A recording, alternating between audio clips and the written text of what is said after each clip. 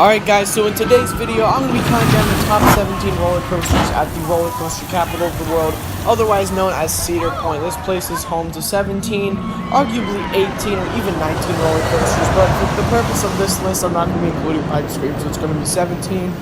And keep in mind, I've been here for 3 days, so these are based off of the experiences that I got on these roller coasters and how they line up with my personal preferences. So anyways, let's get started. So coming in at number 17, we have Wilderness Run. This is just a kiddie coaster. It's Intamin's first roller coaster. It's nothing too out of the ordinary or anything too absolutely crazy. It is just a kiddie ride, but that's not saying this is a bad ride at all. Yet, I haven't ridden it, but it's just coming at the number 17 because it is the smallest coaster at the park. So now at number 16, we actually have Woodstock Express, and this is the other kiddie coaster in the park. It's located directly next to Wilderness Run, and this is one of the best kiddie coasters I've ever ridden. It has one of the longest layouts in terms of a kiddie coaster. It's one of the smoothest, one of the most comfortable, and overall, it's a really good ride for a kiddie coaster, but it's just not as thrilling as some of the other coasters at this park. So now we have Cedar Creek Mine Ride coming in at number 15, and this mine train isn't really anything special. I didn't know what to think of this mine train. There wasn't really a whole lot of scenery going on for this mine train. It was probably one of the less scenic ones that I've experienced. However, it was definitely one of the roughest mine trains I've experienced. Not rough in terms of a track rattle or roughness, but rough in terms of the profiling. The profiling on this thing wasn't that great.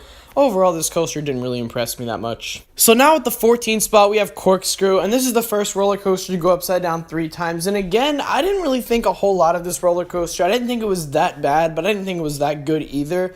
A lot of people say this thing is bone-jarring rough, and it's one of the worst roller coasters in the world, but I disagree. This probably isn't even a top 10 worst coaster I've been on. It's bumpy, and it's not exactly a great ride, but it's definitely not the worst I've experienced either. So now at 13, we have Iron Dragon, and this is another one that's just a family coaster. It's really tame. Don't go in expecting Big Bad Wolf or Eagle's Fortress swinging action. This ride has some decent swinging action during the second half, but the first half isn't really special, and this is kind of a jerky, a little bit rough coaster, but it's not a bad ride.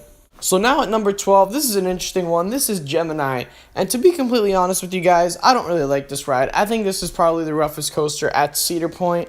I found it to be fun though. The airtime was pretty nice. I did enjoy some of the airtime moments. It was long, but this coaster is so stinking rough. I sat on a wheel seat in the very back row, which was mistake number 1, and mistake number 2 was putting my hands up on this ride because those restraints were digging into my thighs really hard.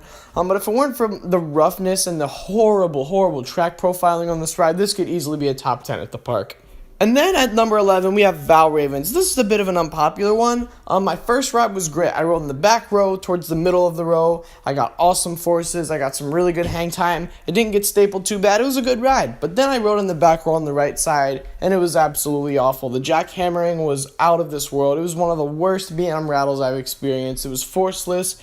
The restraints just was so painful, and I overall didn't have a very good experience on ValRavn. Who knows, maybe if I try it again in the front, maybe I'll get a better ride, but for now, ValRavn is staying at the number 11. So now we are breaking into our top 10, and coming right in at number 10, we have Wicked Twister, and this is the Intamin impulse of the park, and this is one of the only ones, if not the only Intamin impulse that has both vertical twists instead of twist and a spike. This coaster is just so much fun. I absolutely love riding this thing in the back row. You definitely feel those laterals very, very well in the back row. You just get all sorts of twisting motion, get some great hang time, and overall it's just a fun ride. So now coming in at the number 9 spot, we actually have Rougarou, and this is overall just a fun ride. Some people say this is one of the worst, if not the worst B&M they've experienced, but I disagree. I think this ride's really, really intense, to be honest with you. That first half, man, if that second half was just as good as the first, it would be my favorite floorless, but the second half kind of killed it for me. Found it to be really jerky, really bumpy, and if I didn't keep my head forward, I just would have gotten an awful ride. So now coming in at number 8, we have Blue Streak, and this coaster is just pure fun. It's not very tall, not very fast, but the airtime on this coaster is what makes it fun. It's the oldest coaster in the park, and to be honest with you, it's one of the smoothest woodies I've actually ever been on. Ride in the front seat or in the second to last row, and you are just in for a fun, airtime-filled ride. So now at number 7, we actually have Gatekeeper, and this is the B&M Wing Coaster, and if you ride this thing on an inside seat, it is very, very enjoyable. I thought it was the most forceful wing coaster that I've been on. I've only been on Wild Eagle, but this ride has a really good mixture between forces and hang time, and it's a pretty decently smooth ride if you sit on the inside seats, in my opinion. So now at number 6, we have what I think is the most surprising ride of the park. This is actually Magnum XL-200. Yes, the old bumpy aero roller coaster with absolutely horrible restraints. This ride surprised the heck out of me. This ride was fantastic in my opinion. The ejector airtime was on another level. Besides Steel Vengeance, this coaster had the best airtime in the park by far. Over all of those airtime hills, you were just getting flung. The first half of this ride is pretty weak. That's why I'm not putting it higher. But man, if that first half were any good as the second half is, this ride would be one of the best rides that I've experienced. So now we are at our top 5, and coming in at number 5 is actually Raptor, the B&M invert. And yes, I do think this is one of the best inverts that I have experienced. It's probably my second favorite. This thing is absolutely nuts. It is one of my all-time favorite B&Ms now. It is one of the most whippy, one of the most intense rides that I have experienced to date. This ride is absolutely crazy. I am a huge, huge fan of Raptor. So now at number 4, we actually have Top Thrill Dragster, the Intamin Strata at the park. And let me just tell you, this ride is an adrenaline rush. This ride ranks in my top 10 coasters that I've been on for a reason. This is the best launch that I've experienced by far, even in the back row.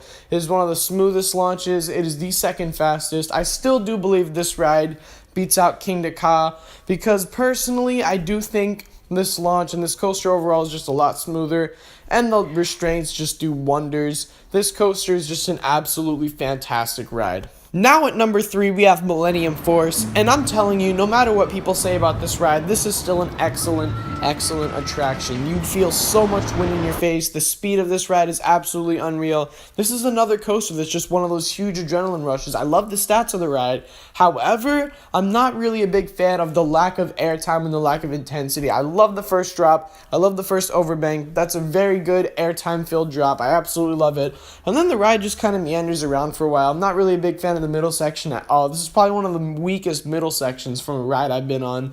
Then that second to last airtime hill is great, and the speed hill is great. But other than that, this ride just kind of goes around. I love the speed of it, but however, it's just not my favorite thing in the world. But a coaster that is one of my absolute favorite things in the world is Maverick. And this coaster is just insanity on wheels. This thing is just freaking awesome. I love Maverick from start to finish. It's one of those rides that just kind of goes and goes and goes and goes, and there's really no point where you can stop and breathe, except for the launch, which I'll get to in a second. It has an insane drop. All the bank turns are so crazy, forceful, intense, everything you want to say. This coaster has airtime. This coaster has great laterals. I love the second launch. It's my second favorite launch that I've experienced, and overall, Maverick is just an insane ride. But what is the number 1 coaster at Cedar Point, in my opinion? How about Steel Vengeance? This is one of the greatest roller coasters in the world. Maybe not for you, but for me, I personally do absolutely love this ride. The airtime on this thing is absolutely incredible. The first half, I'm not really a big fan of this coaster's sustained airtime, but during the second half, when the trims are off, this coaster is just absolute hell on wheels. It is insanity. It is bonkers, bro. This coaster is just straight meat and potatoes, airtime after airtime after airtime, and it just feels like it never ends. This is one of my all-time favorite roller coasters, and it is my favorite coaster at Cedar Point. So let me know what you guys think about this list. Do you agree? Do you disagree? No bashing in the comments section, because this is my opinion, not yours. So anyways, thank you guys so much for watching. Be sure to like, comment, subscribe, and as always, I'll see you all later. Peace out.